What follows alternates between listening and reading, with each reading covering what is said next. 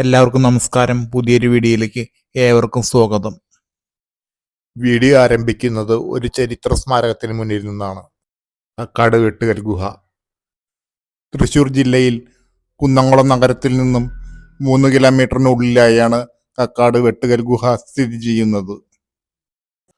Road സൈഡിൽ നിന്നും കുറച്ച് ഉള്ളിലേക്ക് മാറിയാണ് ഈ ചരിത്ര സ്മാരകമുള്ളത്. ഈ കാണുന്നതാണ് കക്കാട് ഗുഹ. പഴയ കാലഘട്ടത്തിലെ ജീവിത രീതികളെക്കുറിച്ച് മനസ്സിലാക്കാൻ സഹായിക്കുന്ന തെളിവുകളാണ് ഇത്തരം ഗുഹകൾ.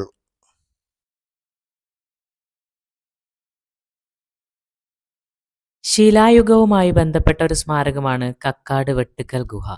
ഗുഹയുടെ പ്രവേശന കവാടം ചതുരാകൃതിയിലും മേൽക്കൂര ഭാഗം വൃത്താകൃതിയിലും കാണപ്പെടുന്നു.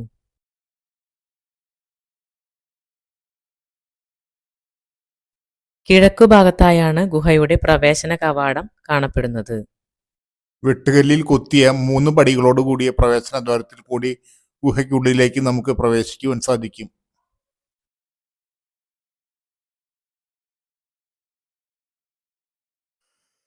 പ്രവേശന കവാടത്തിലൂടെ കാണുന്ന ഗുഹയ്ക്കുള്ളിലെ കാഴ്ചകളാണിത്. ഗുഹയ്ക്കുള്ളിൽ വടക്കുഭാഗത്തായാണ് ശയനശില സ്ഥിതി ചെയ്യുന്നത്.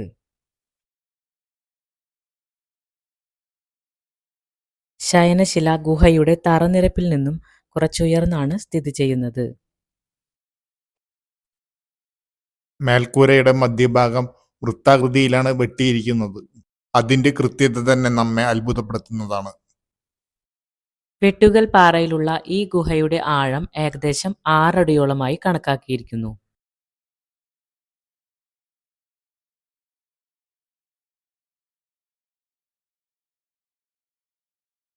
ഇന്നത്തെ പോലെയുള്ള ആയുധങ്ങളൊന്നും ഇല്ലാതിരുന്ന ആ ഒരു കാലഘട്ടത്തിൽ ഇത്തരത്തിലുള്ള ഒരു നിർമ്മിതി, ആ നിർമ്മാണ വൈദഗ്ധ്യം എടുത്തു പറയേണ്ട ഒന്ന് തന്നെയാണ്.